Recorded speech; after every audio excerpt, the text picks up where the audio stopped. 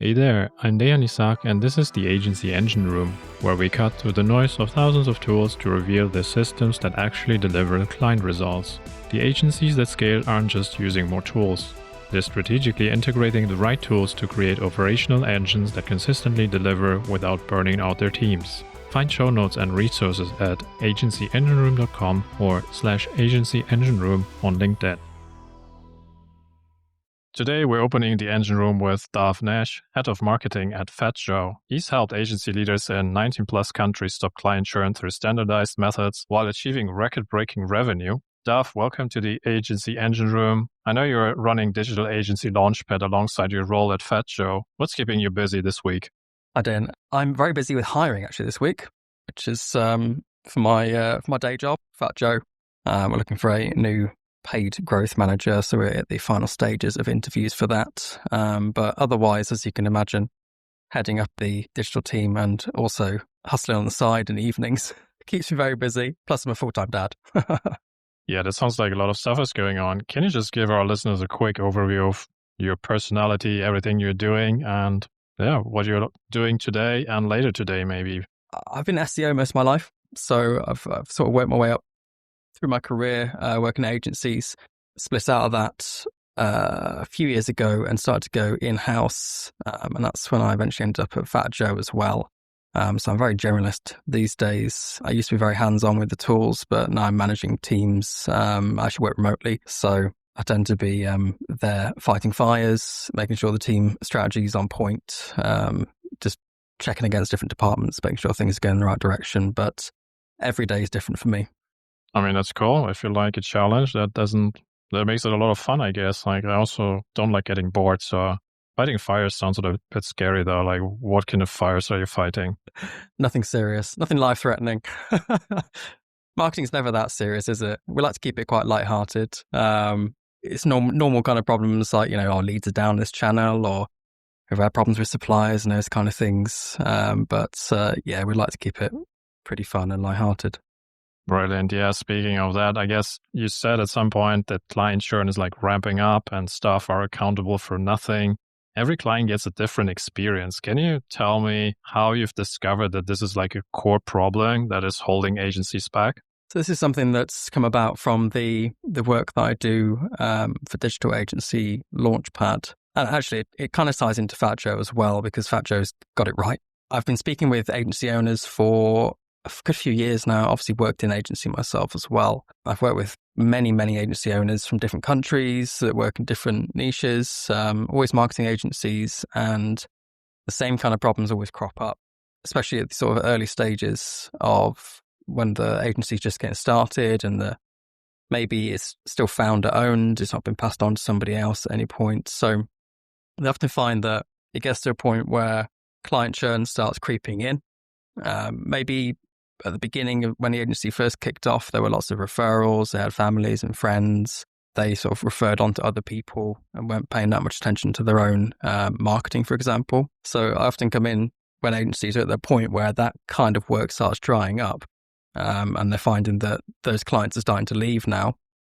And the ones that they brought in since then are also starting to leave because they haven't put in the processes into place as they've been growing to account for the more complexity of the clients, to account for the more staff that they've got. So it becomes quite complicated very quickly when you're running an agency. I think a lot of people start as freelancers and they just kind of segue into starting an agency because they've got enough clients. But because of that, they don't necessarily have any business experience. They're not necessarily an entrepreneur initially. They haven't had experience raising a business. So the same kind of problems start cropping up where you have issues with accountability for staff. So the more staff you get, the harder it is to get an overview on what's actually going on.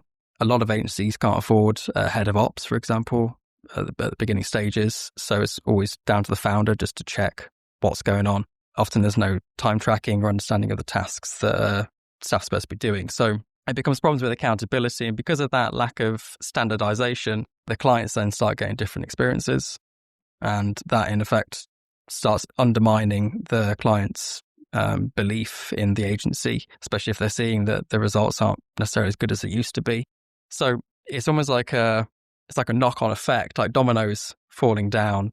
as you grow and you sort of get to this certain point where the first domino gets hit, and then all the things that should have been supporting the business start falling down one by one because they're not supporting each other.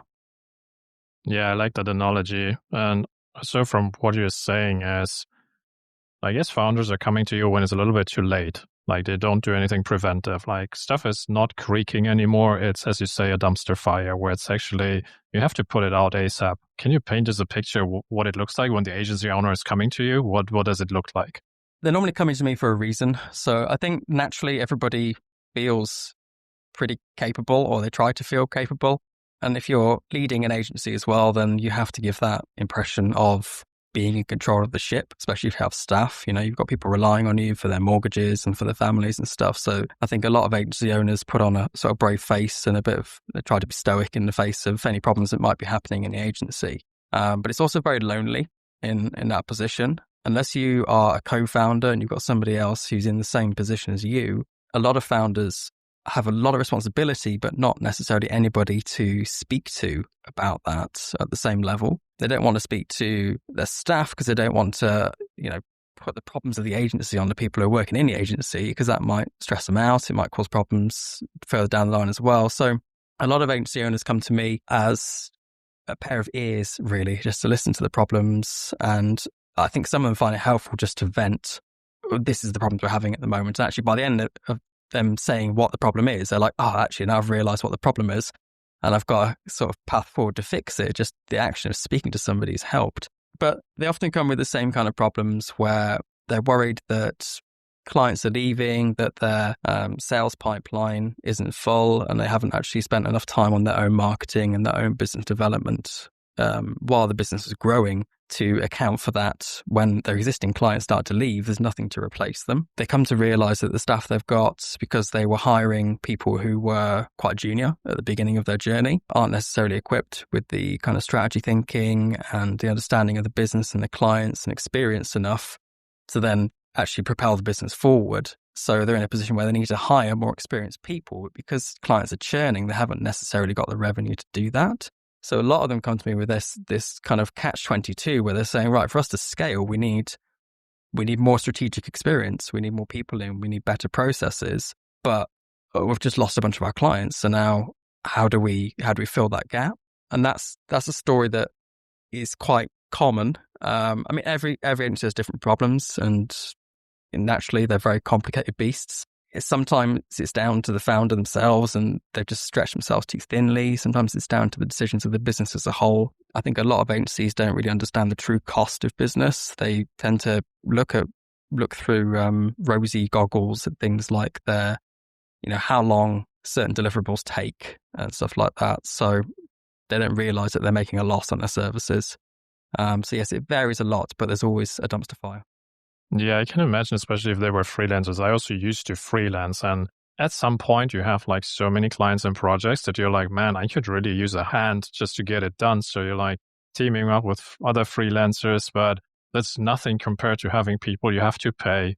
You have to look into the tools and all that stuff that's like really business related. Because if you have your own business, it's different from being a freelancer. Absolutely. And actually, I saw a stat bumping around on LinkedIn recently, which was saying that if you hire somebody in the UK on minimum wage, which I think is about 27k or something, if you actually add up all of the costs associated with that, it's almost like 20k a year more of overhead on that staff member. And obviously, if you're an agency owner, you're not going to be hiring people on minimum wage because you need people who've got experience and they've got the skills, the tools and the knowledge and that kind of stuff. So when you actually think about the real staff overheads, they can really rack up to quite enormous figures. And do you see that people hire straight away full-time instead of like using freelancers who are like part-time and just pay them on a per project basis as much as they need? I've seen a shift. I think a few years ago, probably pre-COVID actually, I think there was people were leaning more into hiring in-house. They liked the office culture, having people that they could speak to and look eye to eye every day. COVID was a bit of a step change where everyone started to understand that remote work was viable. So I'm seeing more and more agencies now that are working on a remote first policy, and they might be hiring full-time remote people, or they're potentially padding out their resource with, as you say, contractors and freelancers. I actually think it's a better way of doing it initially. If you've got a good process set up for freelancers, then as long as your products are standardized, your services are standardized, you can write standard operating procedures for them. At that point, I say, go ahead, give it to a freelancer.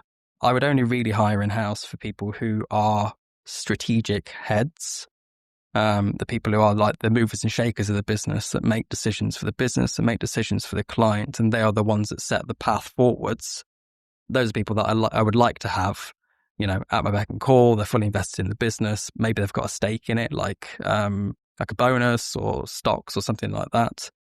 But yeah, otherwise, I think freelancers make sense. I'm seeing more agencies moving to that kind of model, but not as many as I think should.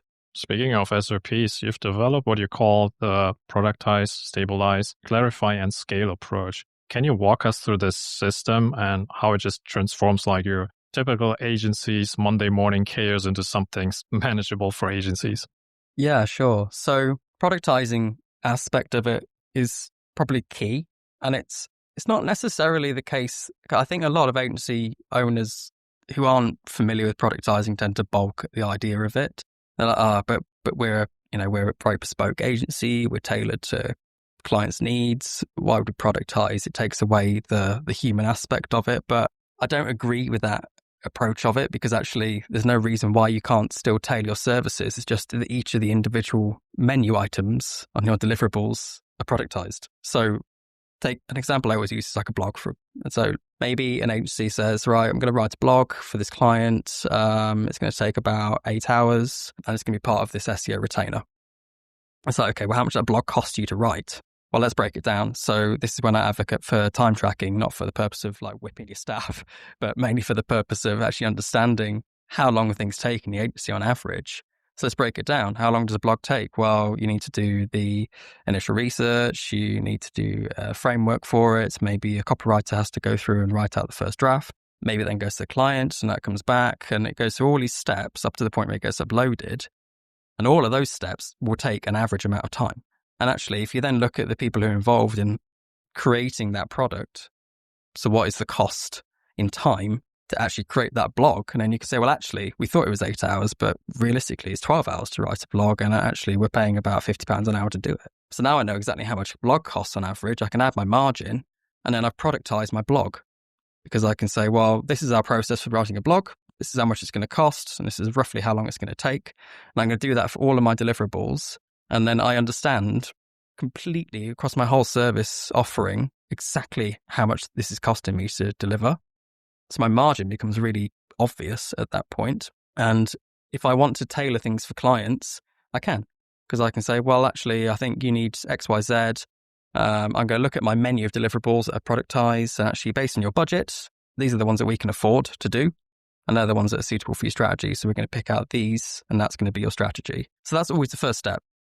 That solves most problems, because actually then staff get predictable workloads. You start understanding how much things are going to cost internally. You start to understand how much your margin is. Everything becomes more predictable. Staff stop leaving because they know exactly what then is expected of them. You can also more realistically think about things like pay rises and stuff, because now you can compare them against the work that they're doing and the amount of value that person's bringing into the agency. So just by simply productizing, you're solving a huge amount of issues.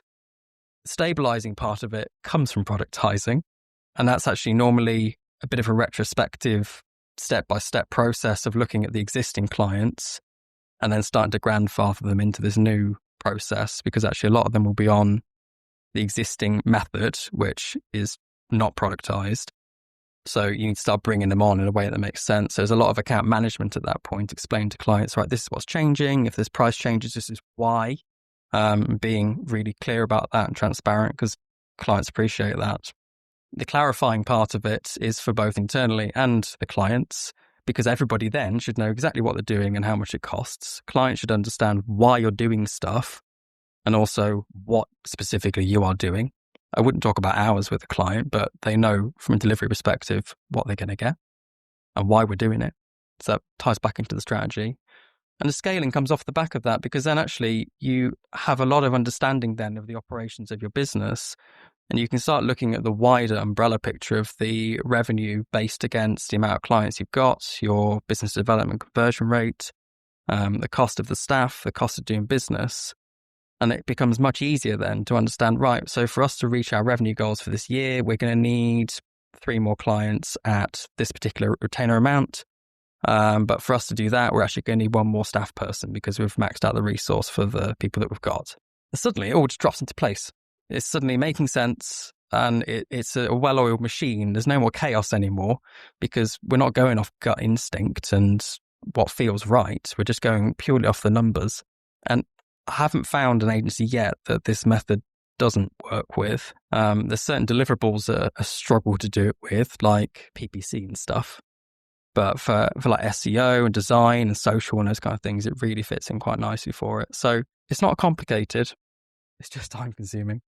Yeah, and I guess it's a mindset switch, right? How do you tell the agencies, look, this is what it can do for you, but if they're so stuck in the traditional ways of, I'm just going to do it on a whim and see what happens, how do you explain it? Listen, if you track stuff and track time, not just to control your employees, I guess, but you need to know how much time they spend on things so you can plan ahead. How do you make the switch in their head? Yeah, it's a good question. And there's a lot of almost internal marketing that has to happen off the back of this. So, I mean, the agency owner is already in a position where they need help. So they're already kind of warm to the idea of change needs to happen.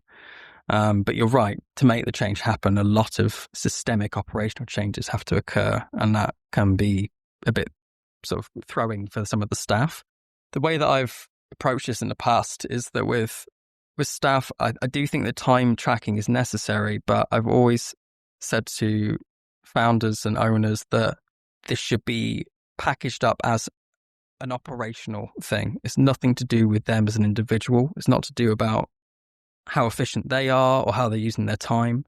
If they're writing a blog and it takes them 15 hours and our average is 10, that's fine. You know, as long as it's because that blog was just super complicated or it just took a lot of extra work or whatever, fine. You know, no one's going to get dragged up for it. I think it's about positioning it as this is what's best for all of us. We've all got a stake in this agency. We're employed here. As much as the owner is employed here, all the staff are employed. We'll have to work together on this. And actually, clarity is going to help everybody here, because at this point, inevitably, the staff are burnt out. They're normally at the point where the agency owner is saying to me, this guy's just left. And actually, he was integral. And he's left because he felt like it was just chaos and there was too much going on. And now I'm really in the lurch because I've got no one else to replace him with. Like, well, you should have had a freelancer network you can lean into, because that's when the freelancers come in, isn't it? Everyone knows there's a problem. It's just no one's necessarily put a finger on what it is. And actually, if the agency owner is transparent about it, and that's really the key, is transparency. It's always been the key for both for clients and for staff. If you're just upfront about what the situation is, people are actually very accommodating. I think for staff, just understanding, right, guys, we need to sort out what we're doing here, because actually we're not really sure what the profitability is. You guys are all burning out. But we've got this method here, which we can go through together and we're going to sort it out. And the staff are like, that's great. That sounds like a really good plan. Hey, clients, understand you've had a bit of a rough time at the moment. Maybe you're not particularly clear on what we're doing for you, what the results are going to be. Well, to let you know, we're just changing everything. These are the things we're changing and why. And this is what it's going to do is a knock-on effect for you and your account management and your bills at the end of the day. And the clients are like, great, that makes loads of sense. I'm glad you've been proactive about it.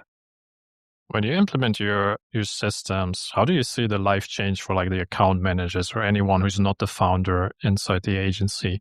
Quite quickly, it changes, because the productization part of it is something that can be done almost immediately. Even without time tracking, people often have a bit of a hunch of how long things take. So you can kind of get started anyway before you've implemented time tracking. And then later on down the line, you might start to tweak things based on the data that you get. But for things like account managers, it's normally game changing, because actually, from my experience, a lot of account managers aren't necessarily marketers. Sort of weird, difficult go-between place where they've got clients who are demanding things and maybe don't quite understand marketing themselves. And then you've got the actual marketers delivering the services on the other side who are telling them all this jargon and what they're doing and why. And then the account manager is trying to relay that to clients in a way that makes sense. And actually, it tends to to break down a little bit. At the point where you've gone through this process, it all becomes a lot more clear, because actually the people delivering the services and the people creating the strategy are doing it based on this list of deliverables that are productized, and all of those have got outcomes. So it becomes a lot clearer as to why we're doing things for the client. I don't know how many people I've met now that be writing a blog, for example, and I'm like, why are you writing this blog? They're like, well, it's in the strategy. Okay, but why is it in the strategy? Because SEO. It's like, you haven't got an idea of what the outcome is. So why are you doing it? So you need to work back from the client's goals, right? And we need to work out why we're doing these things. And before we go to our menu of deliverables, we need to completely justify why we're doing each of them. And that's from the strategy side of things. Account management's not involved in that. But at the point when we're super clear, we're like, right, this is strategy and this is why. We pass it on to the account manager, and then they're suddenly well equipped for client queries, because we can say, well, we're doing this. They're like, well, why have we changed this? Because actually we've done it because this is going to change the outcome, or we've learned this data, or whatever it is. And it becomes a lot easier for everybody in the business then to communicate. Yeah, it makes a lot of sense. And I guess if you're implementing it so quickly, the founders will be also very happy, because once the people inside the agencies are happy, they're going to tell the founder, oh, wow, this is working so well. So what is the relevation of the founders? Are they like, oh man, I should have done this way earlier? I think when you're a founder of a business, you've got so much on your plate that often you can't see the wood for the trees. You can't take a step back and see the bigger picture. And I think once some agency owners have been through this process, they're like, oh, it's so obvious. Why weren't we operating like this in the first place? Because actually it's not complicated. And you can almost see like light bulbs going on. They're like, yeah, this makes loads of sense. This makes loads of sense. Why aren't we doing this already? And it's not because they're stupid or they're bad at the job or anything like that. It's just because they're just too in it. And you just get up every day and you do the grind, and you're trying to keep the business going, and you're making decisions on the fly. And it's too much for any one person. And I think actually just having somebody else to speak to step back and look at it objectively, opens up the doors that have been closed just because of the amount of chaos that's happening inside their own heads. So yes, it's often a very positive reaction of, oh, yeah, this is just a sensible way of doing it. And a kind of sense of relief as well, because it's like, okay, there is a way forwards. It's a logical way forwards. We've got a very clear steps to implement this. It's not like I've just come in and said, oh, yeah, agency's rubbish. Good luck. This is all the things that are broken. You can't fix them. There's a very clear route to the end of the tunnel. And I think that takes a weight off their shoulders. Let's talk a little bit about the inner workings of agencies. You mentioned that staff are accountable for nothing. What do you think is the number one accountability problem that you're seeing inside agencies that create this complete mess inside them? Time is normally the biggest problem, and the allocation of time. Unless you've got somebody who is dedicated to project management, which a lot of agencies don't, some do, you almost need that person to take a step back and think about the realistic amount of time things should take and how that actually translates to the cost of doing business. And that's often the major issue, because there's no one there to step back. Because the people who are managing the teams, like I've been a head of digital in the past myself, I've managed agency teams, and I know from experience that it's the day-to-day is just trying to get the deliverables done. And there's so many clients to deal with, and there's so many deliverables to handle that, if one of your team is saying, this blog's taken way too long, it's too late by the time you get around to it. It's taken that much time. And that's that. But you're like, great, we've delivered it though. So that's good. We'll tick that off this month, and that's all good. And then you take a step back from an operational perspective. You're like, wait a minute, that blog that took too long, it lost us $2,000 because we just didn't actually work out how much the cost of doing it was. But I'm not thinking about that. So head of digital, the account managers aren't thinking about that. They're just trying to make the client happy. And the business owner's busy doing everything, so they're not really thinking about it either. The accountant's probably looking at the sheets being like, I don't know what's going on here, but they're not involved enough in the business to understand it. So you need someone like a head of ops or like a fractional COO, project manager, or someone to come in and actually match the numbers up with what's happening and start making the time make sense with the cost. And that's, I think 90% of agency issues probably boil down to that. Speaking of these issues, I saw that you have this cool tool on your website, the Marketing Agency Reality Check.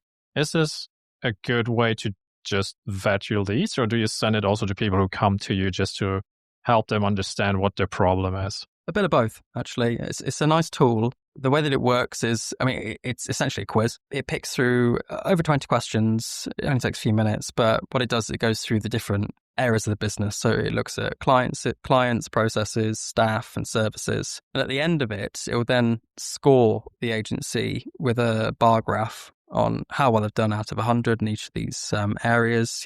How well are they standardized and understood and clarified?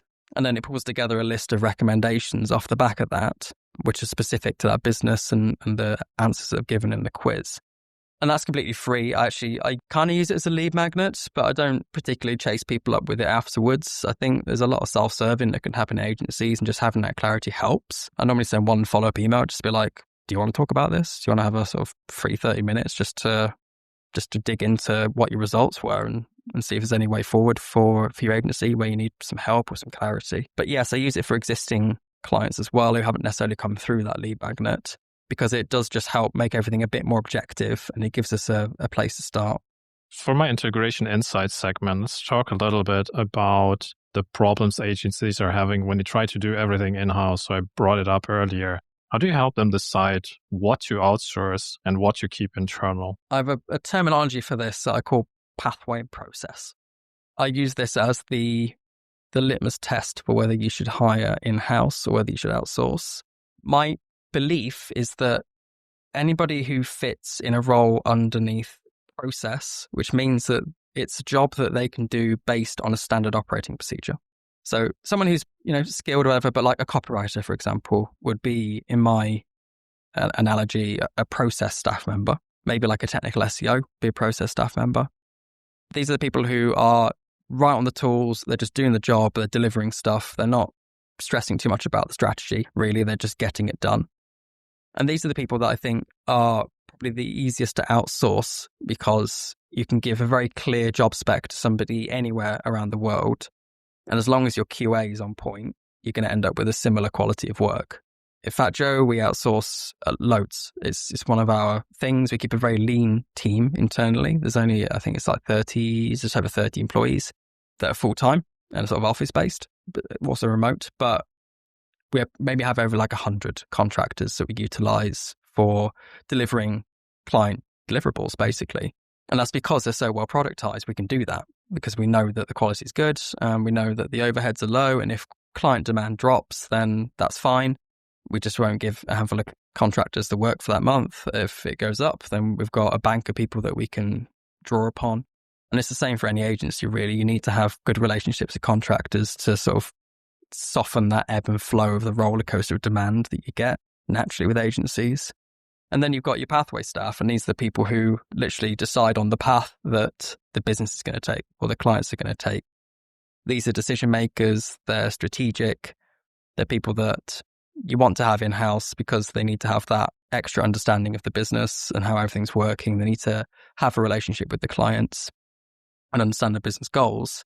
You can keep quite a lean agency by doing it this way if you productize well, because you just keep the core people in-house. They can be remote. It doesn't have to be office-based, but you'd have yourself as the founder, then perhaps you'd have a head of operations, you'd have a head of marketing, maybe an account services director, and your accountant. Even the accountant could be outsourced. But any sort of head of roles, they should be internal. But the team that the head ofs are looking after, inevitably they can be outsourced. I'm not an advocate for saying outsource everybody, because I think there's a lot to be said for the camaraderie that comes with working together with full-time staff and working in office as well. Although I work remote and a hybrid in, I personally love going to the office. I like the buzz and chatting to people, and it's just a different vibe. So, I'm not saying that this is the only way to run an agency, but if your goal is efficiency and revenue, then actually having a batch of contractors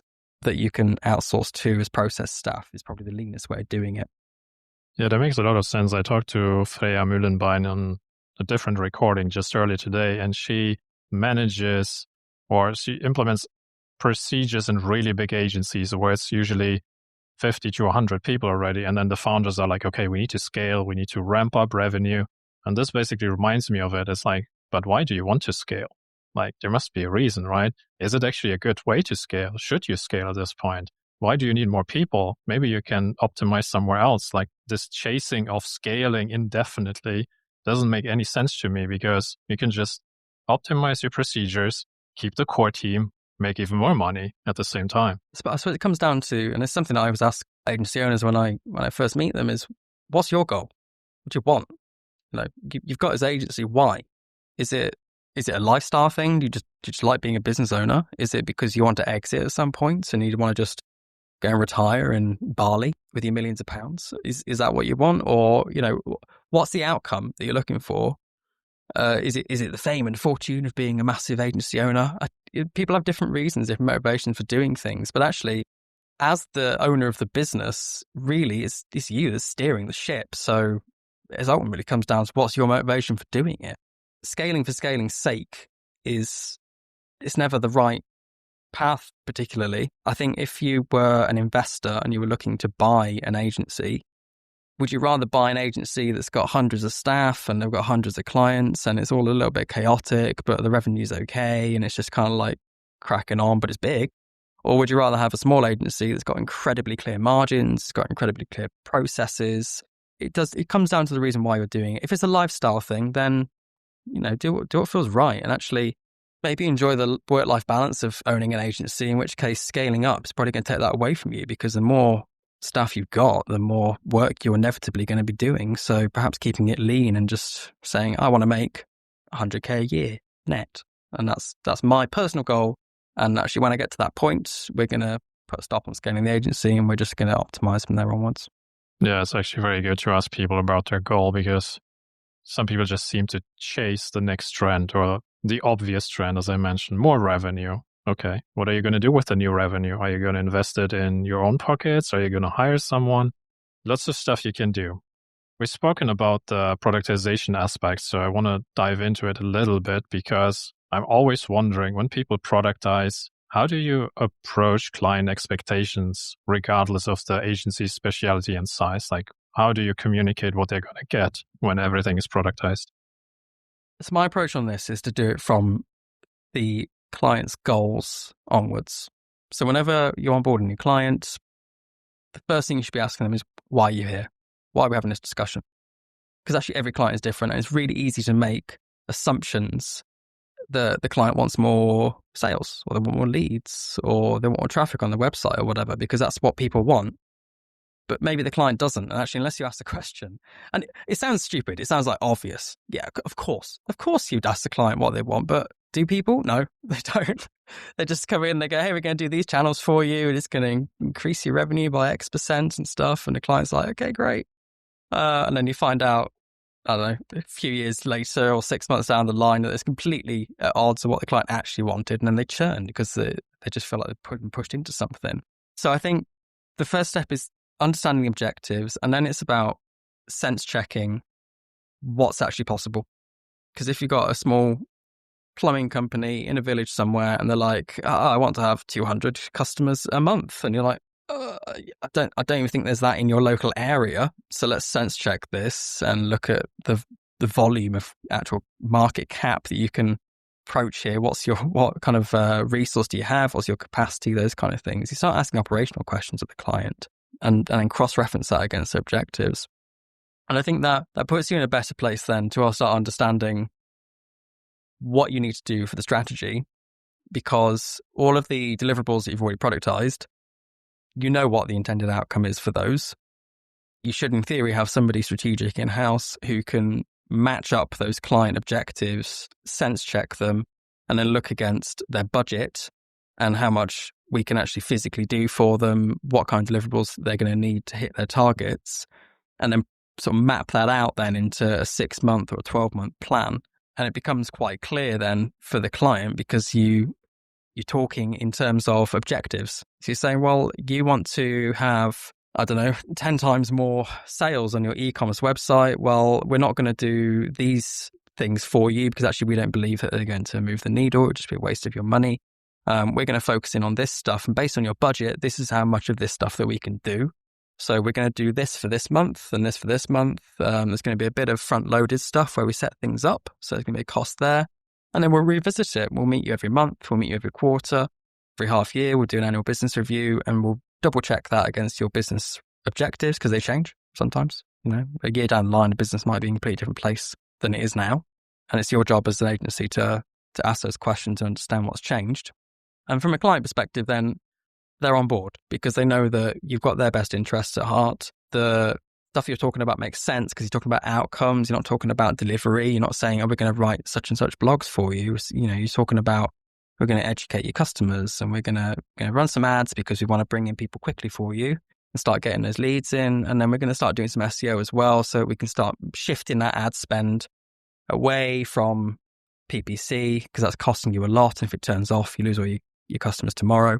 And then we're going to start doing SEO as well to sort of build up your organic presence. And maybe we'll do some social and build up brand awareness and get you new customers and stuff like that. And you have to tell the story to the client. You have to give them a narrative that makes sense. Do you also work with them on the actual packages and how to communicate what the client gets? Because what I always see with agencies is like, they seem to really want to hook you into that monthly retainer package. It's like, it is not a retainer because they don't call it a retainer, but it is because it's just like a productized version of it, right?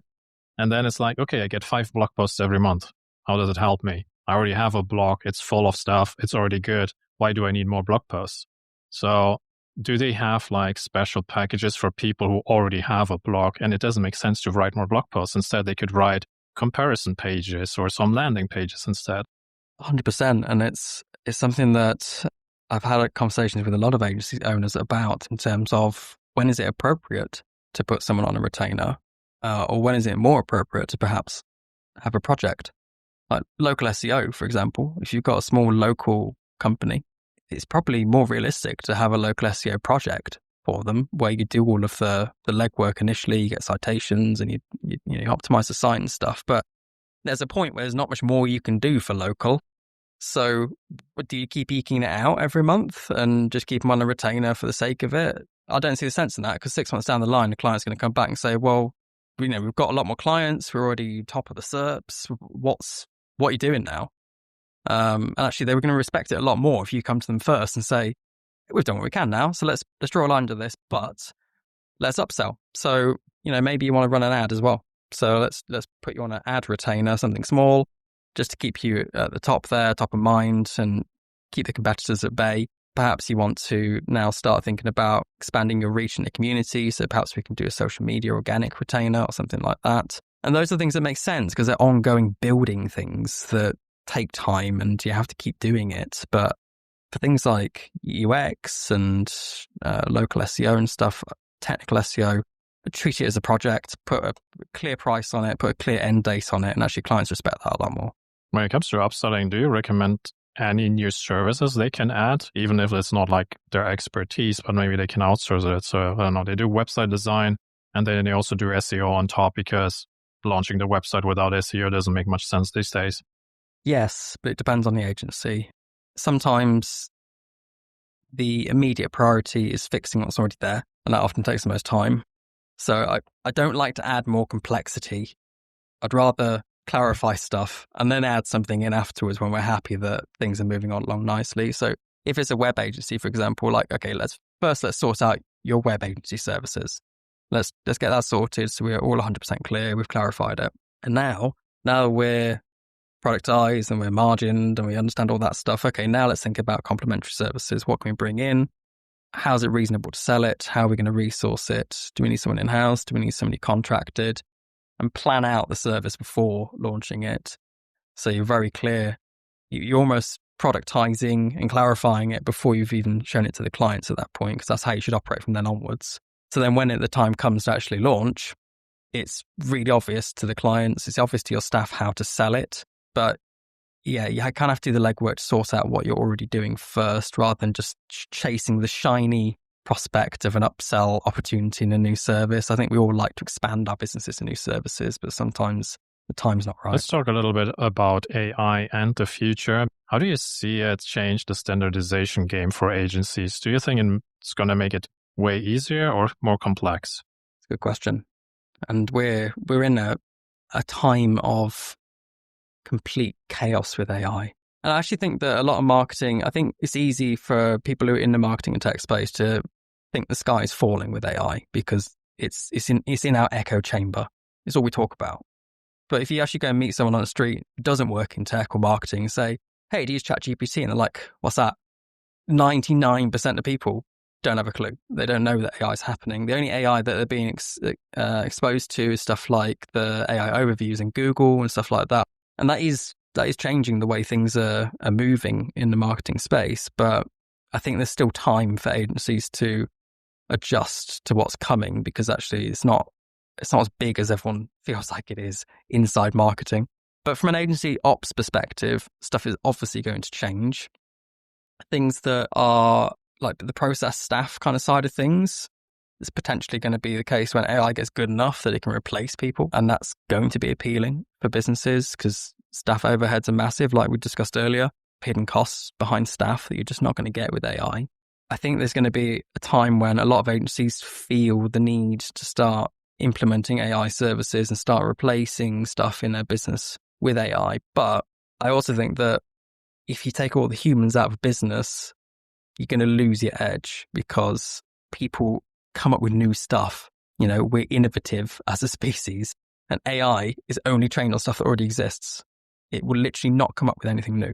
Physically can't at the moment. Until we hit literal general AI, where this thing is like a supercomputer and it starts killing us all, at that point, that'd be great. You can put it in your agency, but it's already murdered you, so it's too late. So I think things are going to change, but I think the good agencies will keep their core staff.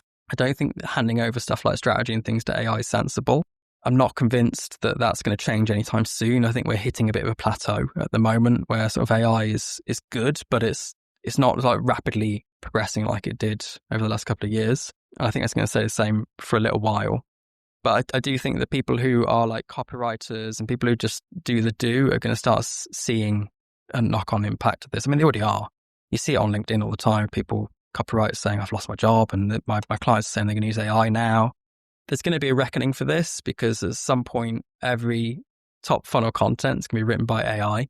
And then AI is going to feed AI. It's going to be nothing new being put on the internet because people are like, why bother? Because all informational stuff is being dealt with by AI. So what happens then to the progression of knowledge? Are we going to start seeing a swing where human-led content actually becomes much more respectable? And we see a resurgence of stuff like video and podcasts and stuff like that, where we've got real people with their experiences and their innovations and stuff, and that actually becomes more desirable than just reading AI stuff. But I think top funnel content in general is going to start dying a death. So SEO agencies need to be aware of that and change their strategies. Yeah, I also think agencies should use AI, but more as a helper. Like I love Claude, for example. I always say it's like my little junior developer, because let's be honest, it makes so many mistakes. It's nowhere near mid-level or senior. And this is where I don't see AI yet replacing anything, because it just makes so many mistakes. You can write the best prompt in the world. It will still ignore something with all the fail safes I put in. So agencies can just use it to optimize processes, eliminate some little manual tasks where it makes sense. Again, like they should really calculate the ROI if they can. And where it makes sense, put in some automation. Where not, just click the button yourself. It's not going to hurt anyone. 100%. I mean, we use AI a lot at fatjoe. We love trying out new AI tools. Like we did a campaign a few weeks back in Easter where we made a game on Lovable, and that then translated into a discount if you got to a certain point in the game, and that was really popular with people. And that's the kind of like MVP level stuff that we just threw together in a couple of days. Whereas if you'd actually got dev, it would have been thousands in cost. It would have probably taken weeks to put that together. Was it good from a technical perspective? No, it was awful. It was broken. It was buggy. It just wasn't that good, but it looked good enough from the front end of it. And I think that's almost like an analogy for AI in general. Is from the outset, you're like, oh, this is pretty good. Actually, it's pretty polished. And then when you start digging in behind the scenes, you realize that there's a lot of gaps still. And I don't know how easy it's going to be to fix those. Yeah, I think if you are very well versed with technology, you can use AI just to do new things you would not be able to do on yourself. Like, I'm not going to learn to code now. I can use Claude. It will produce something that works. It's not going to be pretty in the background, as you say, but it's good enough. If you want to launch like new landing pages quickly, you can launch them. Like, nobody's going to dig into the code. Nobody cares as long as it's fast and there's no proper issue with it. So for agencies, they can do more work faster with AI. That's right. I mean, my website, Digital Agency Launchpad, it's all custom written. It's not based on any frameworks, and it's WordPress, but the theme is completely custom written. And actually, a lot of that was based on input from ChatGPT and Copilot. I do know how to code, so I wasn't sort of like I wasn't starting from complete scratch, which I think helps knowing a little bit. But the amount of time it took me to pull that together with GPT was just insanely quick compared to how long it would take me to go on and learn how to fix all the problems I was experiencing or how to get the certain features in that I wanted. And I think clever agencies are just going to find ways to utilize AI as an efficiency booster. But I think leaning on it or anything more than that is a bit of a fool's game at the moment. Yeah, I see it the same way. Let's get tactical for agencies who want to put out the dumpster fire right now. If someone's listening, what kind of operational changes do you think they can make this week where they can see little results pop in right away? I think the first thing that agencies should do is take a step back and figure out exactly how long things take. And that's the foundational stone of everything that I do with agencies. And it's something that agencies can do themselves. They don't need someone to come in to consult with them. They don't need a mentor or a coach or something like that. They just need to take the time to figure out exactly what they're delivering, how long it takes, and how much that is costing them. Because just by going through that process, it will open up all those lines of thought where you start seeing the gaps in your processes, and you can almost self-serve at that point with fixing your agency. So I think that would be where I would start. And inevitably, by doing that, it's going to take you down a lot of roads that you didn't realize existed, and they're only going to be good outcomes off the back of it. Yeah, and maybe also talk to the staff, even if you think, okay, I don't want to put the problems on them, but they might actually notice what's wrong, so they can tell you. Absolutely. And talk to the clients as well. Get NPS scores, the Net Promoter Score, anonymously if you want to, because clients don't tell you stuff. They will not tell you until they churn.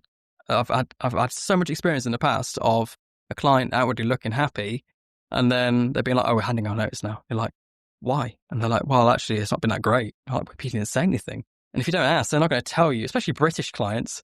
We're also polite in the UK that no one wants to tell anybody anything. You get more straight talking stuff from like the US and things, but even then, they'll keep their heads buried in the sand until they churn. So I really think that you're 100% right. The communication is absolutely key in running a good agency, but it takes a lot of balls to communicate transparently and honestly. And from my experience in life, being completely upfront with people has always put me in good stead. Even if it's something they don't want to hear, they've always appreciated the fact that I've told them.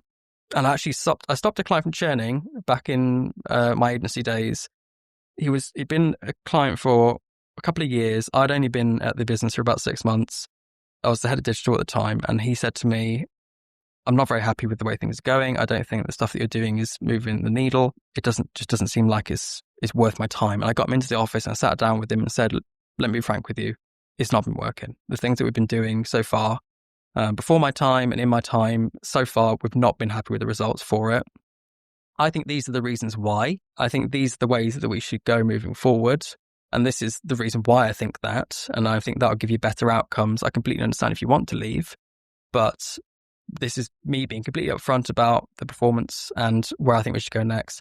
And he appreciated it so much that he stayed. And actually, he was a lot happier after that just because we'd had a frank conversation. He just felt like he'd been heard. Yeah, I talked to an agency owner and he said he just has coffee talks with clients and they like chit chat for like 50 minutes and then talk 5 minutes about reporting and that's it.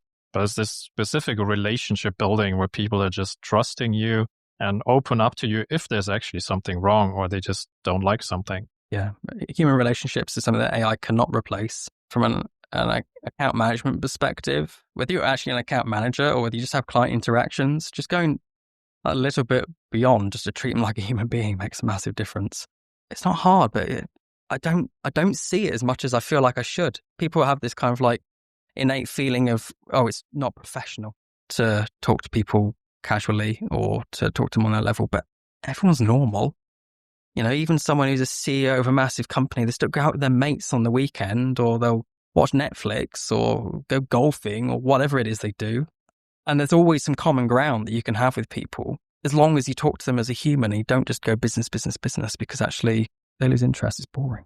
One last question. With the productization, is this like one of the fears they see that, oh my God, we're going to productize everything. Now it's just going to be system. It's going to be delivered and there's like no human aspect anymore. Yeah, I think that's a knee-jerk reaction for a lot of people. But my response to that is always productizing is an operational thing. It's not to do with the service that you provide, because actually the service you provide doesn't change.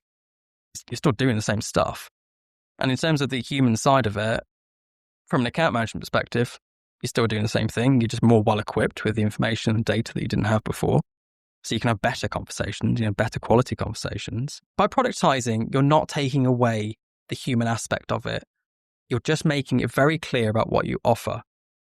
Take McDonald's, for example, right? You're not going to go into Macca's and say, hey, can you make me a chili con carne? And they're going to be like, oh yeah, sure, that's fine. No, you know what their menu is. You know how much it costs. They know what they provide.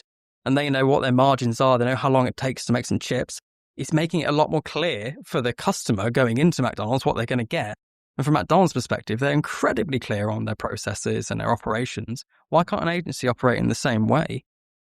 The difference is that there is a human aspect in agencies that you don't necessarily get in fast food, where you have to have this client relationship.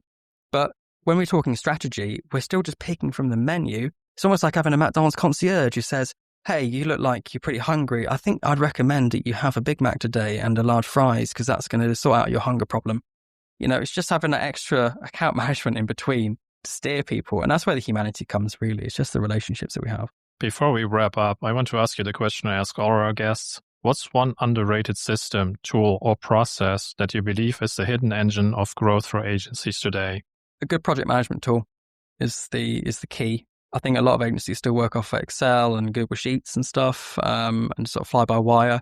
But if you're going to invest in something, one software tool that's decent, then project management is the way to go. Getting something like ClickUp or Monday or Asana, because that will put everything processed into somewhere where it's visible.